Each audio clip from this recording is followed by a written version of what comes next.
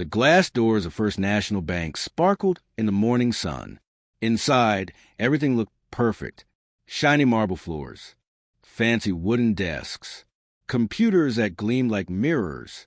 But something was about to happen that would prove looks can fool you. An old woman shuffled through those sparkling doors. Her name was Violet Washington, and she was 72 years old. Her clothes came from a thrift store and had holes in them. Her gray hair stuck out in all directions like she hadn't brushed it in weeks. She walked bent over, leaning on a wooden cane. Her shoes were so worn that you could see her socks peeking through. But here's the secret nobody in that bank knew. Violet wasn't really homeless. She was wearing a disguise. The truth? She was a billionaire. Not just any billionaire. She owned this bank. She had $2.3 billion. She had created this bank with her own two hands many years ago. So why was she dressed like this? Violet wanted to know something important. She wanted to see how her bank treated people who looked poor. Would her workers be kind? Would they help someone who seemed to have nothing? Or would they be mean? She was about to find out. And she wouldn't like what she discovered. Violet walked slowly to the front desk. Her cane made soft tapping sounds on the marble floor. A young woman sat behind the desk. Her name tag said Amanda. Amanda had perfect makeup and wore expensive jewelry. She was typing on her phone and didn't look up. "Excuse me," Violet said quietly. Her voice was soft and gentle. "I need help opening an account, please." Amanda glanced up. When she saw Violet's torn clothes and messy hair, her face twisted like she smelled something bad. "We don't help people like you here," Amanda said, her voice cold as ice. "Try the shelter down the street." Violet's heart hurt, but she stayed calm. "But this is a bank. Banks help everyone, don't they?" "Not you," Amanda said, louder now. She turned to a young man at the next desk. "Tyler, come deal with this." Tyler had slick back hair and a suit that probably cost more than most people earn in a month. He walked over with a mean smile on his face. "Ma'am, you need to leave now." "I just want to open a small account," Violet explained. "I have $20. Tyler laughed. Actually laughed. $20? "Lady, we have rules. You can't just walk in here looking like that." He waved his hand at her clothes. "You're making our real customers uncomfortable." Real customers. Those words stung like a bee. Violet looked around. The bank was almost empty. There was only one other person there, and he wasn't even looking their way. A woman in a dark blue suit came out of an office. Her name tag said Jessica Martinez, branch manager. Finally, Violet thought, someone in charge, someone who would help. But Jessica didn't help. Her eyes got big when she saw Violet. "What is happening here?" she demanded. "This homeless woman won't leave," Tyler said, crossing his arms. Jessica stepped closer to Violet. Too close. "Listen," she said in a harsh whisper. "We don't serve people like you. You probably want to rob us or cause trouble. I've dealt with your type before. People like you. Your type." Each word felt like a punch. Violet had heard these kinds of words before, many years ago, back when she was young, and people judged her because of the color of her skin, because she was black, because she was poor. She thought things had changed. She had built this bank, so things would be different. But nothing had changed at all. "I'm not here to cause trouble," Violet said, her voice still calm even though her heart was breaking. "I'm a person, just like you. I deserve respect, just like you." "Respect?" Jessica actually laughed. "You want respect? Look at yourself. You smell bad.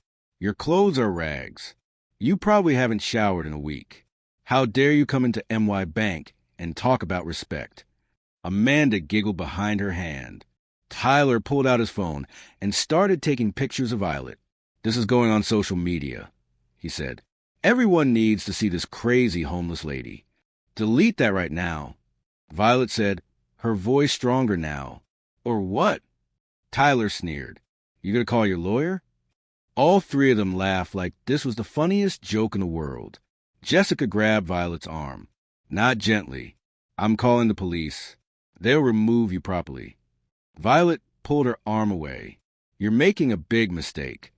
The only mistake, Jessica said, pulling out her phone, is you walking through those doors. Security cameras caught everything. We'll show the police how you trespassed and refused to leave. Security cameras. Something flickered in Violet's eyes. Yes, the cameras had caught everything, but not the story Jessica thought. Ma'am, I'm calling 911 right now, Jessica said, already dialing. You're going to be arrested for trespassing. Violet looked at each of them. Jessica with her mean eyes. Tyler with his cruel smile. Amanda with her disgusted face. These were the people working at her bank. The bank she built to help everyone. The bank she created because she remembered what it felt like to be treated badly, to be judged, to be told you don't matter. You should know something, Violet said quietly. We don't want to know anything from you, Tyler interrupted. But Violet continued. This bank was built on a promise that every person would be valued, no matter what they looked like, no matter where they came from, no matter how much money they had in their pockets. Great story, Jessica said, rolling her eyes. Tell it to the police. She spoke into her phone. Yes, I need police at First National Bank. We have a homeless woman refusing to leave. She might be dangerous. Dangerous. Violet wasn't dangerous. She was disappointed. She was sad. She was hurt, but she wasn't surprised. This was exactly what she feared. This was why she had come. 2 security guards rushed over. They were gentler than the bank workers, but they still asked Violet to leave. I'm going, Violet said with dignity. She straightened her back as much as she could. She looked at Jessica one more time. You're going to regret this day. I doubt that, Jessica said, smiling. Violet walked to the doors. Every step hurt, not her legs. Her heart. She pushed through the doors and stood outside in the sunshine. Behind her, through the glass, she could see Jessica, Tyler, and Amanda. They were high-fiving each other, celebrating, laughing. They had no idea who she really was. They had no idea what was about to happen. They had no idea that their lives were about to change forever. Violet pulled out her phone from a hidden pocket in her coat. She had one call to make. Just one, and everything would change. The test was over. She had her answer. Now it was time to take action. Violet stood across the street from the bank. She found a bench under a big tree and sat down. Her disguise was hot and uncomfortable, but she didn't take it off yet. She needed to think. Through the bank's big glass windows, she could still see Jessica, Tyler, and Amanda. They were laughing and pointing, probably telling the story of the crazy homeless lady to other workers, making fun of her. They looked so happy, so proud of themselves. It made Violet's stomach hurt. She closed her eyes and thought back to a time long, long ago, back when she was just a little girl named Violet Jenkins. That was before she got married and became Violet Washington. Little Violet grew up in a tiny apartment with cracks in the walls. Her mama worked as a cleaning lady in fancy office buildings. Her papa was a doorman at a hotel downtown. They worked hard every single day. Their hands were rough and tired, but they never had much money. Violet remembered being 7 years old, holding her mama's hand. They walked into a bank together. Mama needed to cash her paycheck so they could buy food for dinner. The banker looked at Mama's cleaning uniform. He saw her dark skin. He saw her worn-out shoes. And he frowned. "We don't serve your kind here," he said. Just like that. Cold and mean. Little Violet didn't understand. "What kind, Mama?" she asked. Mama squeezed her hand tight. "Come on, baby. We'll find another bank." But they went to 3 more banks that day. Nobody would help them. Finally, a small bank in their neighborhood cashed a check. But Violet never forgot. She never forgot how those bankers made her mama feel small, made her feel like she didn't matter. That night, 7-year-old Violet made a promise to herself. Someday, she would create a bank that helped everyone, rich or poor, black or white. It wouldn't matter. Everyone would be treated with kindness and respect. Violet kept that promise. She studied hard in school. She got scholarships and went to college. She learned everything about money and banks and business. She worked 3 jobs and saved every penny. It took years and years. People told her it was impossible. A black woman starting a bank? They laughed at her dreams. But Violet didn't give up. When she was 35 years old, she opened First National Bank. It was small at first, just one tiny building. But Violet had rules, special rules. Every person who walked through those doors would be treated the same. It didn't matter if they wore a fancy suit or old torn clothes. It didn't matter if they had $1 million or just $5. On the wall of that first bank, Violet hung a sign. It said, "Where every person is valued regardless of their background." That wasn't just words on a wall. It was a promise. Her promise. The bank grew. More and more people came because they heard about the kind lady who treated everyone fairly. The bank opened more buildings. 10 buildings. Then 20. Then 50. Soon, First National Bank was one of the biggest banks in the whole country. Violet became rich. Very, very rich. But she never forgot where she came from. She never forgot her mama's sad face that day when the bankers turned them away. And she never, ever wanted anyone to feel that way in her bank. But now, sitting on this bench, Violet knew something terrible. Her bank had forgotten its promise. The people working there didn't know the bank story. They didn't care about the mission. They were treating people exactly the way Violet's mama had been treated 50 years ago. Her phone buzzed. A text message. "I'm here. Where are you?" It was Marcus. Marcus Chun had been Violet's friend and advisor for 27 years. He was the only person who knew about her test today. She had told him her plan. Dress as a homeless woman and see what happens. Violet looked up. A black car pulled up to the curb. Marcus stepped out. He was 60 years old with gray hair and kind eyes behind his glasses. He saw Violet and rushed over. "Oh, Violet," he said, sitting beside her. His voice was full of worry. "I watched on the security cameras from my office. I saw everything. I'm so sorry." "Don't be sorry, Marcus," Violet said. "I needed to know the truth, and now I do."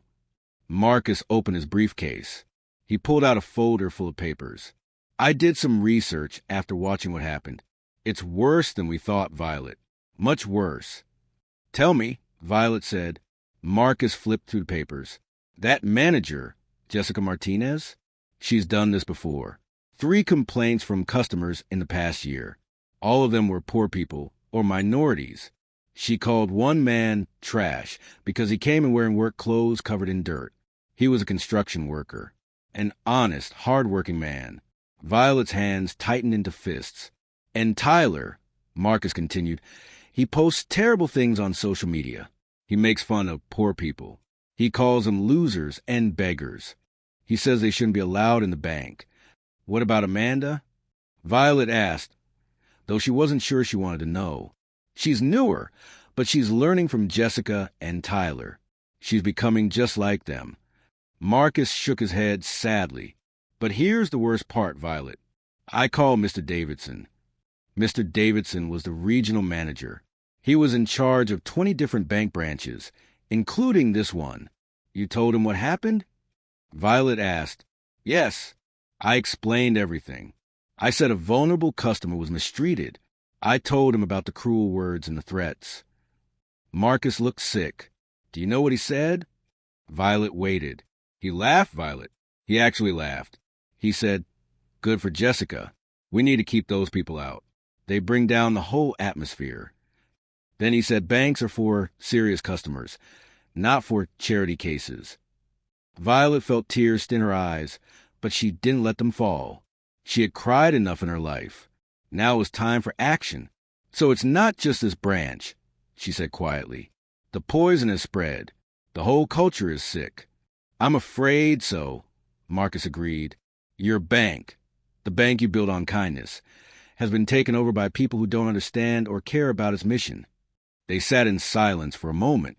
Across the street, Jessica was standing at the window, still smiling, still celebrating her cruelty.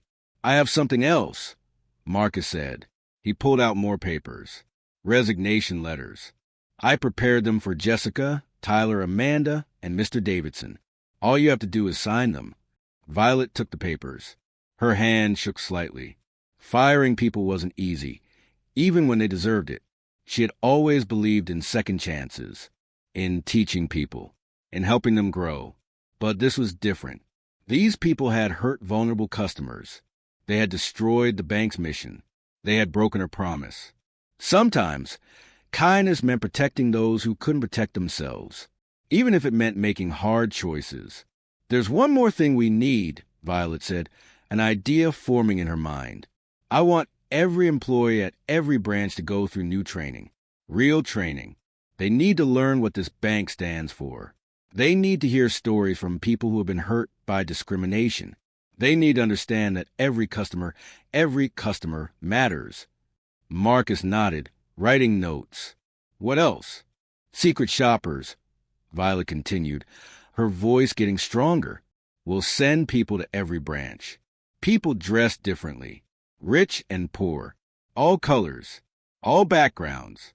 Any employee who treats someone badly will be fired immediately. No warnings. No excuses." "I love it," Marcus said. "What about Jessica and the others? When do you want to handle them?" Violet stood up. She was done being bent over and weak. She straightened her back. She lifted her chin. "Right now, Marcus, we're going to walk into that bank right now." "In your disguise?" Marcus asked, surprised. "No." Violet reached up and pulled off the messy gray wig. Her real hair was underneath, styled perfectly. She took off the torn coat. Underneath, she wore an expensive business suit. She wiped the dirt off her face. She stood tall in her real shoes, designer heels that clicked with authority. In seconds, she transformed from a homeless woman into what she really was. A powerful billionaire. The owner of the bank. Marcus smiled. "They're going to be shocked." "Good," Violet said. They should be very, very shocked." She looked at the bank one more time. Jessica was still visible through the window, still laughing with Tyler and Amanda. They had no idea what was about to walk through those doors. They had no idea their lives were about to change completely. "Come on, Marcus," Violet said, her voice firm and strong. "Let's go teach them a lesson about respect." They started walking across the street. With each step, Violet felt more powerful, more determined. She was about to show those employees who she really was. She was about to remind them and everyone what her bank truly stood for. The secret test was over. Now came the consequences. The glass doors of First National Bank opened. Violet Washington walked in with Marcus right behind her. But this time, everything was different. This time, Violet wore a perfect navy blue suit that cost more than most people's cars. Diamond earrings sparkled on her ears. Her shoes clicked on the marble floor with confidence. Her head was held high. She looked exactly like what she was. A billionaire. A boss.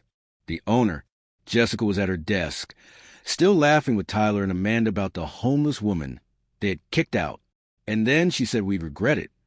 Tyler was saying, wiping tears of laughter from his eyes, like some dirty old lady could do anything to us. They were laughing so hard they didn't notice Violet and Marcus walking toward them. Not at first. Amanda saw them first. She straightened up quickly. "Welcome to First National Bank," she said in her fake sweet customer service voice. "How may we help you today?" Jessica turned around. Her smile was bright and welcoming, so different from the cruel face she'd shown Violet an hour ago. "Good morning. Please have a seat. We'd be happy to." She stopped. Her mouth fell open. Her face went pale, like she'd seen a ghost. Tyler looked confused. "Jessica, what's wrong?" But Jessica couldn't speak. She was staring at Violet, really staring. Her brain was working hard, trying to figure out why this elegant woman looked familiar. Violet smiled. It wasn't a warm smile. It was a smile of someone who knows a secret. "Hello, Jessica. Do you remember me?" Jessica's eyes got huge. She looked at Violet's face. At her eyes. Those were the same eyes from before. The same eyes that had looked at her with disappointment when she was being so cruel. "No," Jessica whispered. "It can't be." "Can't be what?" Tyler asked, still confused. "It's her," Jessica said, her voice shaking. It's the homeless woman. But how? Amanda gasped. Her hand flew to her mouth. Violet took a step closer. I wasn't homeless, Jessica. I was testing you. Testing all of you. I wanted to see how you treated people who looked vulnerable.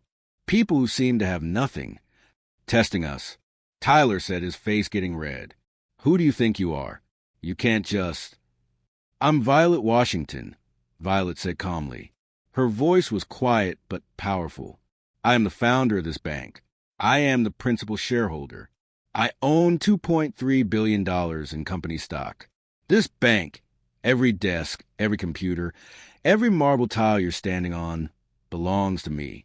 If you're loving the story of justice and standing up for what's right, hit that like button and subscribe for more inspiring tales. The office went completely silent. You could have heard a pin drop. Jessica's face turned from pale white to green. She looked like she might throw up.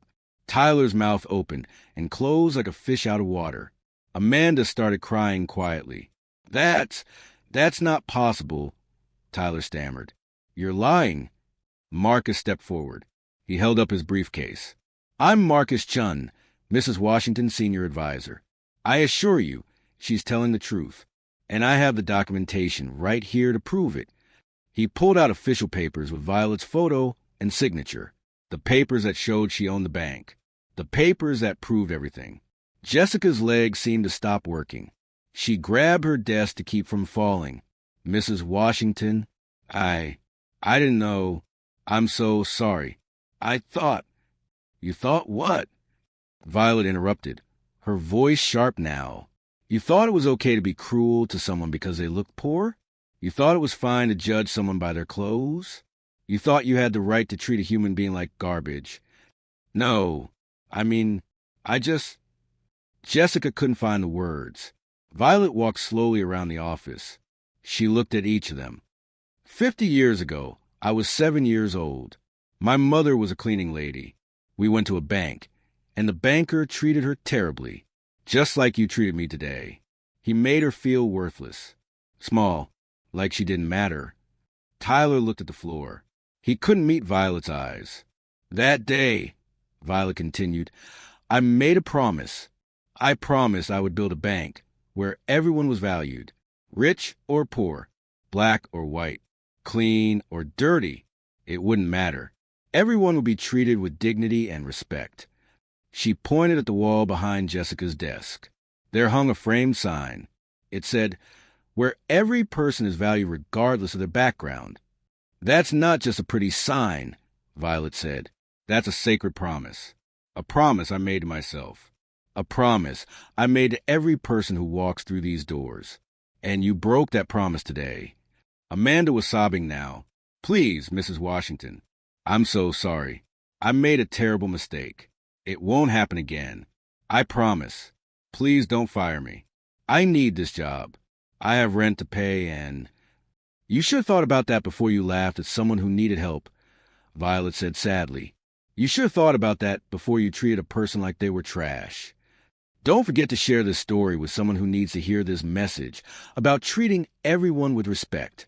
Marcus opened his briefcase again. He pulled out several papers. These are termination letters. For Jessica Martinez, Tyler Johnson, and Amanda Stevens. Effective immediately. No! Tyler shouted. You can't do this. We were just following protocol. We were protecting the bank. Protecting it from what? Violet asked. From a 72-year-old woman who wanted to open an account with $20? That's not protection, Tyler. That's cruelty. That's discrimination. That's everything this bank stands against. Jessica dropped to her knees. Actually dropped to her knees on the floor. Please, Mrs. Washington. I have a family. I have kids. They depend on me. I'll change. I'll be better. I'll take classes. Anything. Please. Violet's heart hurt. She didn't enjoy this. She was a mean person. But she had to do what was right. Jessica, you had 3 other complaints about treating poor customers badly. This wasn't your first time. You had chances to change. You chose not to. Marcus handed each of them their termination letters. You have 1 hour to clean out your desks. Security will escort you from the building. Tyler crumpled up his letter and threw it on the floor. This is ridiculous. You're ruining our lives over one mistake. One mistake. Violet's voice rose for the first time. You took pictures of me on your phone to mock me on social media. You called the police on me. You threatened to have me arrested. You grabbed my arm and tried to force me out. That's not one mistake. Tyler, that's a choice. Many, many choices to be cruel. She took a deep breath and calmed herself. But here's what really breaks my heart. I called your regional manager, Mr. Davidson. I told him what happened. Do you know what he did? They said nothing. He laughed, Violet said. He said you did the right thing. He said this bank is for serious customers, not charity cases. He's infected this whole region with his poison. Marcus pulled out another paper. Mr. Davidson has also been terminated. He'll receive the news within the hour. Violet looked at the other employees in the bank. They had all gathered around, watching. Their faces showed shock, fear, worry. They were probably wondering if they would be fired too. Listen to me, Violet said loudly so everyone could hear. I'm not here to destroy lives. I'm here to save this bank, to bring it back to what it was meant to be. Starting Monday, every single employee will go through new training. You'll learn about dignity, respect, compassion. You will hear stories from people who have been discriminated against. You'll understand why every customer matters. She paused and looked around. We will also send secret shoppers to every branch. People dressed as rich businessmen. People dressed as poor workers. If any employee treats someone badly based on how they look, they will be fired. No warnings. No second chances. Is that clear? Everyone nodded quickly. This bank was built on a promise, Violet said, her voice softening now. A promise that every person who walks through these doors will feel valued, will feel seen, will feel respected. That's not just good morals. That's good business. Because the person you turn away today might be a loyal customer tomorrow, or they might be the owner in disguise, testing your character. Hit that subscribe button so you never miss stories that remind us to treat everyone with kindness. A young employee raised his hand nervously. Mrs. Washington, I want to say, I heard what happened earlier. I should have said something. I should have stopped them. I'm sorry I didn't. Violet walked over to him. She put her hand on his shoulder gently. What's your name? Daniel, ma'am. Daniel, thank you for honesty. The fact that you recognize your mistake means you can learn from it. That's what I want from all of you. Not perfection, but awareness, growth, compassion. She turned back to Jessica, Tyler, and Amanda. Security guards had arrived and were waiting by the door. I'm not a cruel person, Violet said to them. I don't want to hurt you, but I have to protect every customer who will come through these doors after today. I have to keep my promise. I hope you'll learn from this. I hope you'll treat people better in your next jobs. I hope you'll remember that everyone deserves respect. Jessica stood up slowly. Her mascara had run down her face from crying. I'm sorry, Mrs. Washington. I truly am. You're right about everything. I was horrible to you. I'll never forget this lesson. Good, Violet said simply. Now please go. The security guards escorted Jessica, Tyler, and Amanda out of the bank. They walked past the same glass doors where they had forced Violet to leave just hours before. But now they were the ones leaving. For good. When they were gone, Violet turned to the remaining employees. I know you're scared, but if you're here for the right reasons, you have nothing to fear. Treat every customer, with kindness. That's all I ask. An older employee started clapping, slowly at first. Then others joined in. Soon, the whole bank was applauding, not because they were happy people got fired, but because they understood. They understood what the bank was really supposed to be. Violet smiled, a real smile this time. Now, she said, let's get back to work. And remember, where every person is valued regardless of their background, that's not just words on a wall. That's who we are. As the employees returned to their desks, Marcus walked beside Violet toward the door. You did the right thing, Marcus said quietly. I hope so, Violet replied. I hope those 3 people learned something. and I hope this bank never forgets this day. They walked outside into the sunshine. Violet looked back at the bank one more time. Her bank, the bank she built from a little girl's promise. 50 years ago, someone had treated her mama cruelly. Today, Violet made sure that kind of cruelty would never be welcome in her bank again. She couldn't change the whole world, but she could change this little corner of it. And sometimes that's enough. Sometimes standing up for what's right, even when it's hard, is exactly enough. Like and share if the story touched your heart. Subscribe for more inspiring stories about justice, kindness, and standing up for what's right. What would you do if you witnessed someone being treated unfairly? Tell us in the comments below. Remember, every person you meet deserves respect. You never know what someone is going through. You never know who they really are. The best thing you can do is simply be kind. Always.